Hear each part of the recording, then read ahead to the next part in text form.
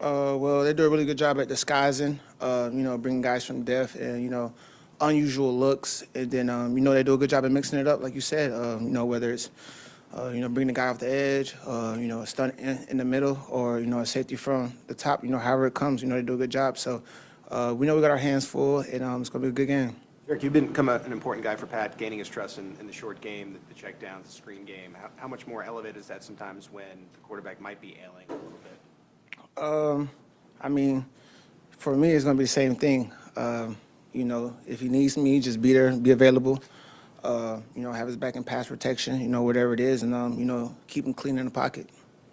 Where's your emotion right now? Because you had a lot of trials and tribulations throughout your career, and now you're setting records. Season as a running back and an integral part of a team that's playing for the Super Bowl. What, you sit back and think about that right now, or is that for later? Probably for later. I'm probably like right here, right now, like a happy medium.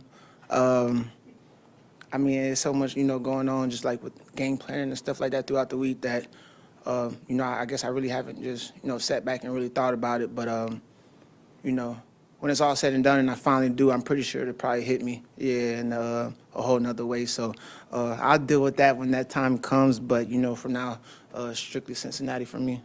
Jerick, you guys love your quarterback.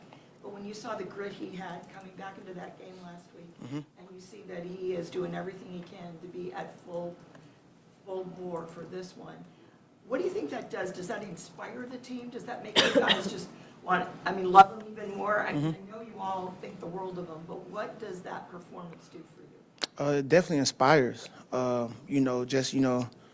being a playoff game, a win or go home type situation, and seeing him, grimace and go down. And know that he was in, significant pain, and watching him play through that, and still doing what he does, man, completing passes. It was even one time where he scrambled, but he was hopping, and you still got yards. So when you see a guy like that, and everybody knows Pat knows his character, knows his work ethic, he's going to give you everything he has, and when you see something like that, it does nothing but inspire you. Everybody on the sideline, everybody in the organization. And, we all know what he brings to this team. And that right there was just another moment for him doing what he does and proving, why he's Pat. Jerick, what you do in pass protection, what's your biggest concern or I guess focus heading into Sunday in terms of what they do defensively that you need to be most aware of? Just staying on top of my keys, knowing what protections is called, the possible scenarios that can work out.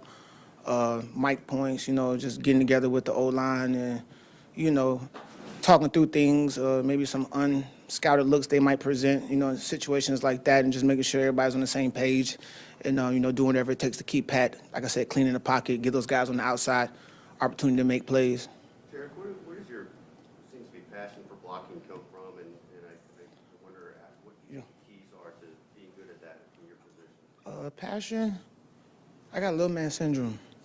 Yeah, I got little man syndrome, so I don't know, maybe that's what it is. And then, like I was saying to somebody earlier, it was something that I'd never done in college. So, obviously coming to the league, it being new, something that I had to work at and accepted the challenge. And, it's got me this far. And, something that's going to keep you around as a running back in this league. So, I take, big pride in that area, more than running and catching the ball for real. So, yeah. What's the key to doing it well? You just gotta have will. That's all. It's all heart and will. That's all it is. You got technique and stuff like that to clean it up, but at the end of the day, it's 1-on-1. So you just gotta have the will for it. Jerick, on that front, say it's a will and it's technique and all that obviously is there, but there are a lot of guys that maybe can get the job done and they kind of get freight trained. It's not a natural act to stand in front of a guy who's 240 running full speed and you don't get to get ahead of speed on. You seem to be able to deliver a blow, right? Like you don't just absorb it. Not Zeke Elliott getting freight trained off the snap, right? Like you punch back. Yeah.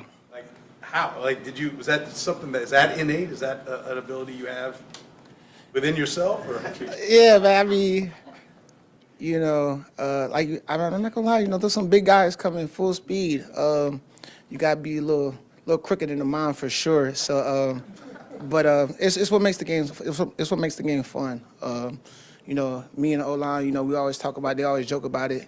But it's all aspects of the game for me that makes it enjoyable, whether it's running, catching, or not having the ball, blocking downfield, whatever I can do to help the team be better and successful. Jared, what was one of the tips you gave Isaiah Pacheco before his first pro season start, and what do you feel like you translated on the field? My big thing for him was just be yourself. Making that transition from college to pros, and you have everything that you dreamed of, right there in front of you.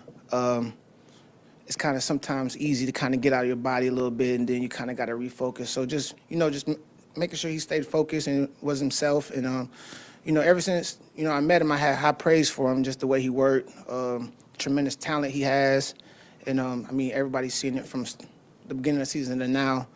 He's had an excellent rookie season, and it's only going to get better for him. Thanks, Jen. Appreciate it. Appreciate it. Say funny.